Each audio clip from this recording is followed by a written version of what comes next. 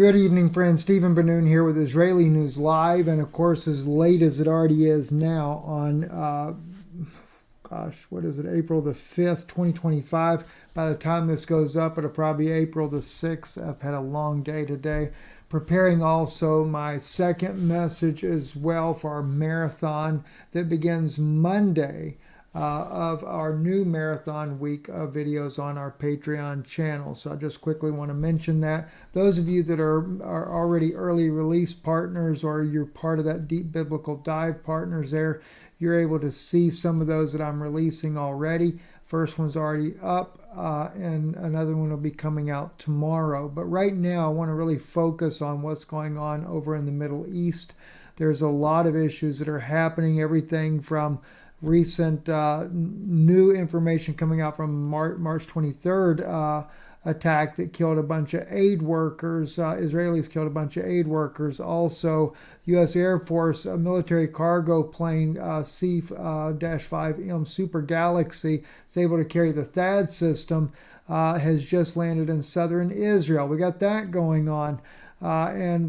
So got so many things happening. At the same time, I'm also seeing that this, just like the anti-Semitism, that trick that Israel uses, now it seems to be that if you dare support or try to support Palestinians in Gaza that are dying by the tens of thousands, I think it's some 20,000 children have died since this bombing campaign has happened in Gaza there. They label you as a Hamas supporter. I think that's a new tactic, much like the anti-Semitism tactic. I'm going to kind of go into that here in just a moment here for you, though. But let's go back to the beginning here. This is actually part of that as well, where a senior Israeli official tells me, that's Barak Ravid, following the release of the video, the commander of the Southern Command is conducting a new investigation into the incident, and the conclusions of which will be presented to the IDF Chief of Staff tomorrow. The IDF is checking the possibility that soldiers from the forces on the field lied in their initial investigation. This is just horrible. And to begin with, this was a news article that came out about on Sky News there about these bodies that were found, and of course it was Israeli soldiers that actually attacked these guys here. Also want to thank Charles Hodges for sending me a lot of information today as well. Thank you, Charles, for that, my friend. You're such a blessing, brother. Listen into this for a moment. The Israeli military has also claimed that the vehicles were traveling without coordination in a combat zone. But a Sky News investigation has revealed that an evacuation order was not issued by the IDF for that area until at least an hour after the incident. Their ambulances were clearly marked and they should have returned to the families. They did not. Even in the most complex conflict zones, there are rules. These rules of international humanitarian law could not be clearer. Civilians must be protected. Humanitarians must be protected. Health services must be protected. Now, here's where it really, this is why this bothers me so tremendously, not to mention so many deaths that are occurring there. And everybody just jumps up and down and shouts the praises of Israel. You know, I would be standing with Israel if truly, truly Israel was doing the righteous thing that they should be doing. But, you know, over and over and over, prophet after prophet of Israel, God has condemned them for their lies, their unbelievable, horrendous things that they have done. In this case here, where Sky News is talking about that Israel killed these ambulance and aid workers, and they say they were clearly marked. Normally, that's all we hear. We see the bodies being dug up, we hear the report. Well, they've actually had the video footage from this information here that has actually come out now. Here's one such video footage. Watch this, and you'll see what happens.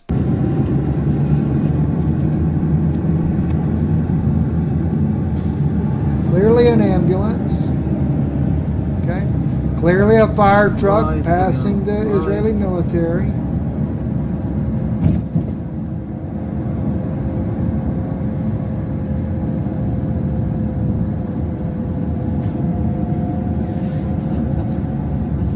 another ambulance, and they're all headed to an accident that had happened there.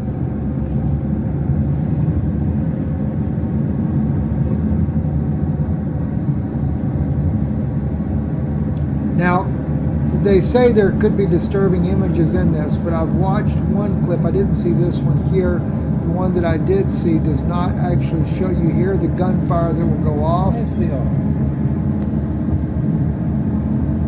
So I do want to warn just in case. So they're coming here to this place here. They are clearly marked. Hey, مرمي مرمي مرمي مرمي. بسرعة بسرعة. هذا الشيء.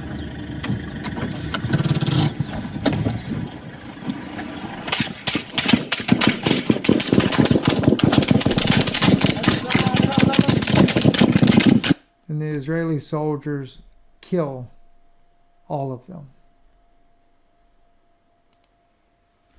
Kill them all. And we call this righteousness. You know, as it shows in this right here, 90,000 tons of American explosives have been dropped on Gaza. That's equivalent of 6 Hiroshima bombs dropped on 2 million Palestinians. This is why Gaza looks the way it does. And do you really think that these little children that have died in this and the mothers deserve that? I mean, God says to Moses, when you come into the land, do not oppress the strangers among you. We're not dealing with Nephilim and giants and things like that. You're not dealing with that. But we have leveled. We have allowed, the United States has allowed these people to be brutally murdered. And of course, Netanyahu wants to say, don't forget what happened on October the 7th before you go to condemning us about killing all these kids. Are you that serious that you would say that? Mr. Netanyahu, you allowed nearly 8 hours to pass and did nothing for the Israelis as the fence was being breached. Helicopters were ready to go, according to Jonathan Pollard, the very man you escorted back to Israel, the spy for Israel. He said his friends that fly those helicopters were locked, ready and reloaded and ready to go and to stop it. And they could have stopped it. Military command refused to give the orders to let them fly. Rabbi Mizrahi out of New York, who is an former Israeli Air Force soldier as well, says, and forgive me, I don't call no man a rabbi any longer. Mr. Mizrahi out of New York, Israeli. And the reason why I don't do that is because the word means master. Jesus says don't call none of them your master. Every time you keep saying it, master, master, master, you're making them your master.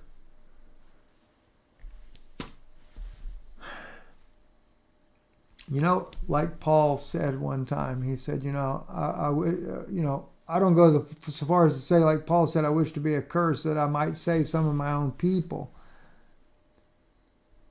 But this has become a major shame to even think that I am related to the Israelis that are doing such war crimes as this. It gets worse. It gets worse, right? But now I'm seeing this new thing come out. If you dare make a stand for these lives of these innocent children that are being murdered. In fact, God says to Moses, he says, if they do this, he said, you kill these children, you kill their mothers. He said, I will not hold you blameless. But now they call you a Hamas sympathizer. If you, like in America, where they go to protest what Israel is doing to all these little Palestinian children and mothers, and just carpet bombing the entire place. So they pass all these laws to throw these people in jail or export them out of the country because they dare speak for the lives of the innocent. Let me remind you what the former Mossad agent Victor Astrovosky had to say. Listen to this. When I talk, I had my second book. I had a record with my second book. I think my first book sold something around the world, close to 8 million copies.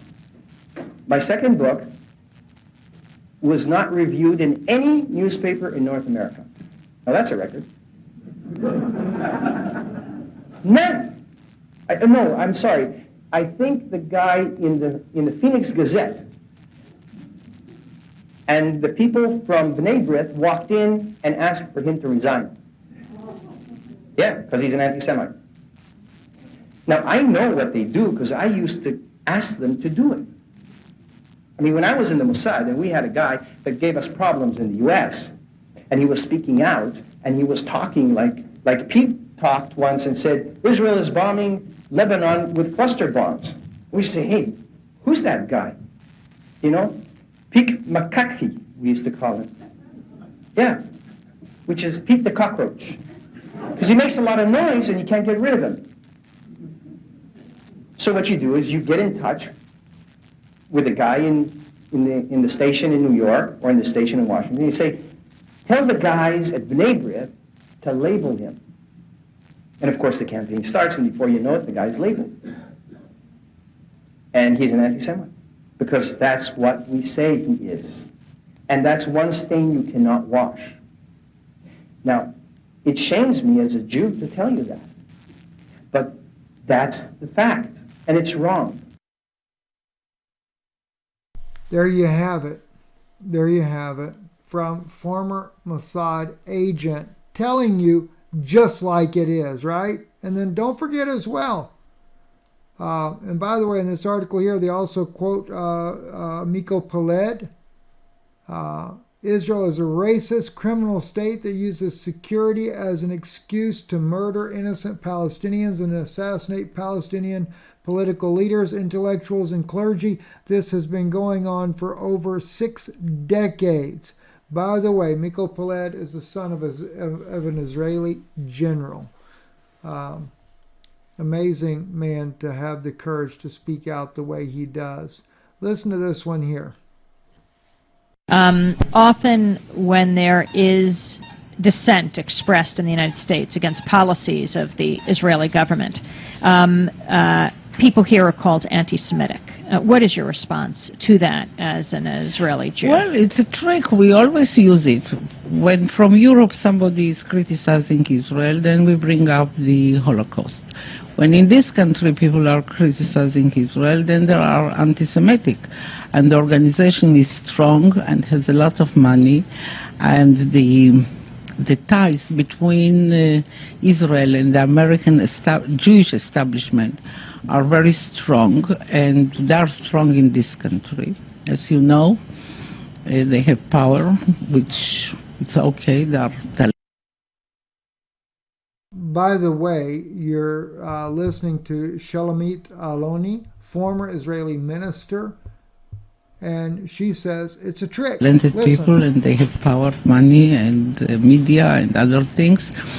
And their attitude is Israel, my country, right or wrong, the identification. And they are not ready to hear criticism. And it's very easy to blame people who criticize certain acts of the Israeli government as anti-Semitics, and to bring up the Holocaust and the suffering of the Jewish people. And that justify everything we do to the Palestinians. So there you go. It's a trick, she says. It's a trick. So, and not only that, there also, too, you have this article here on Charisma News, Anti-Semitism, the New Blasphemy, and the Globalist War Against Free Speech. I am shocked that Charisma News wrote this, but very happy to see that they wrote this here. This was on May 3rd, 2024. They're quoting there what happened with Jesus, that this high priest tore his clothes and declared, "Why do we need any more witnesses? You have heard the blasphemy. What is your verdict?" And they all condemned him as deserving of death. Then some of them began to spit on him. They blindfolded him, struck him with fists, said to him, "Prophesy," and the officers received him with slaps in his face. From the Gospel of Mark. Tony Mobilfontis says the new Anti-Semitism Act passed by the U.S. Congress might well be enforced by Pharisee judges declaring blasphemy as evidence of the accused making an anti-Semitic statement is presented to the court by the prosecutor. The Anti-Semitism Awareness Act was opposed by 91 members of Congress, white 320 dutiful voted in favor. I think it should meant to say while 320 dutiful voted in favor, probably knowing full well that some Jewish donors would be nodding heartily in agreement. It now goes to the U.S. Senate. So this needs to be opposed everywhere you can. Every senator, I don't care if you're Republican or Democrat, you need to call them and let them know, oppose this. Anti-Semitism Awareness Act. You know, we've already got laws on the book for hate speech and everything else. I mean, this is not the issue here. This is being done intentionally to silence anyone that dares to criticize Israel in any way. That's exactly what it's being used for. And then this lady here, Cheryl E., very proud pro-Israeli supporter there, posts this video here because this lady here gets kind of cornered by a Jewish guy and kind of beats her up a little bit. But I'm going to correct it. I'll help her out. Let's listen into this one. Repercussions for Hamas for starting a war against Israel. So do you think there are repercussions for an illegal occupation? What's the illegal occupation? Of Israel against the Palestinians. Where? That is an illegal occupation. Where? It is a determined illegal occupation. Gaza? Of course, Gaza and the West Bank. Have you been to Gaza? Yes, I have. Is it occupied by the Israelis? It's completely sealed off, as you know. That's By why who? they call it by the Israelis. And who? By the Israelis, by the US, and whoever else supports And who else? the Israelis. Isn't that enough? No, tell me who else is allegedly sealing the Gaza. I'm saying that Israel is... What? All right, so let's help this poor lady out here. He keeps saying, by who? By who? Who controls that border and everything? Well, Israel does, at least since May of last year. Of course, Israel's controlled it many times over the course of the last 75 years that Israel has been keeping these people in their open-air prison there. The longest-lasting open-air prison in the world is the Gaza Strip. So, look, I'm sorry for the poor lady there, but look, everybody now, you just become a Hamas sympathizer if you even dare speak up for the genocide, dare quote God, dare quote Moses, and correct them for the evils that they're doing. It's just kind of like Shmuley, where I did the video yesterday. He's going to debate Michael Brown and going to talk about how that the New Testament is so anti-Semitic. And I'm putting together my next second video for Patreon this week. And as I'm doing it, I'm sitting there and I'm looking at all these different scriptures there, like in Jeremiah, Hosea, etc., and God sitting there condemning Israel, their false prophets, and everything else. Is the whole. If you want to say anti-Semitic because somebody dares to criticize the Jewish state and the crimes that they're doing, you might as well go ahead and call all the prophets anti-Semitic, because they have definitely criticized the nation of Israel for, oh my gosh, thousands of years as this little country was in existence. Then the house of Israel goes into exile, and then Judah ends up going into exile for the same things. It's just unbelievable things that are happening there. So Yeah, so it is true there. You don't have to worry about that. And this is an old article here from back in 2018, but Nikki Haley, and it says, Hamas must stop using Gaza children as cannon fodder. I wonder if Nikki Haley would say the same thing today. Now, to be fair, I don't know her stance on this right now, but I do wonder about that because let's face it, Israel, yeah, Hamas does use children for cannon fodder. I agree with that. They will hide behind the civilians, but that gave Israel no right to lay waste to this city. You know, look, Moses condemned it. He told you not to do it. You did it anyway. You come back to this land and you've done nothing but murder all of your neighbors.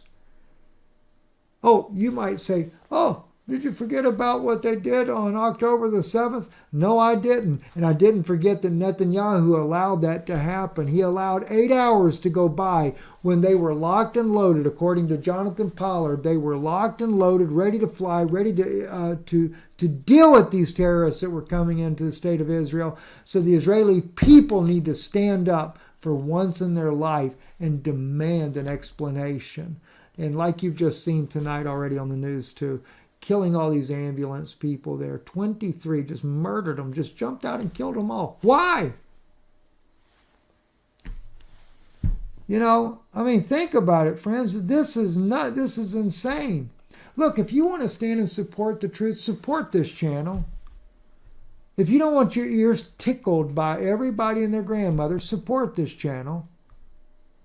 Go to IsraeliNewsLive.org and support the channel, please. You know, that's the only thing I'm asking you. Support what's true. If you want your ears tickled, go ahead and go find all the Zionists that are doing it. You know, look, I'm trying to show you the Jewish people that are out there telling you this is wrong. This is wrong.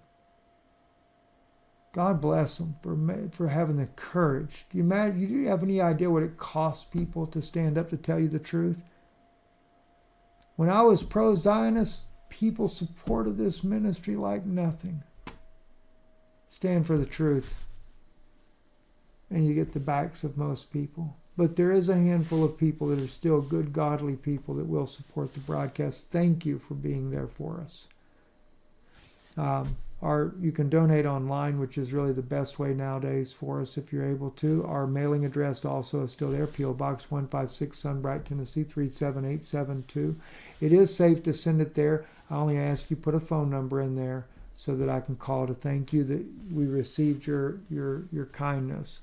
And also, let me say this too, patreon.com.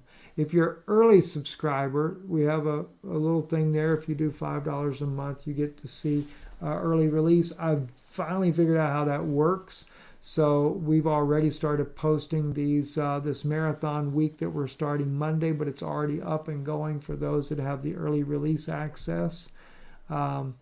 So we thank you for your support. And we're doing not just biblical this time, we're doing some other things as well. But you're going to find some fascinating things from 1 Corinthians chapter 5. Wow. It ties in a little bit about the first one I just did, but Monday, our regular patrons, you'll get to see these things coming out as well. We hope you enjoy this coming week. Going to be all kinds of things. We're going to get into this crazy weather. In fact, we're getting ready to hunker down tonight. Memphis earlier in the day was getting up to 90-mile-an-hour gust. My wife, oh my gosh, her and our son were in a storm last night, tornado crossing the road right in front of them on the interstate. Oh, jeez. Mercy of God. That's all I can say, mercy of God. Anyway, thank you for listening. Stephen Ben-Nun with Israel.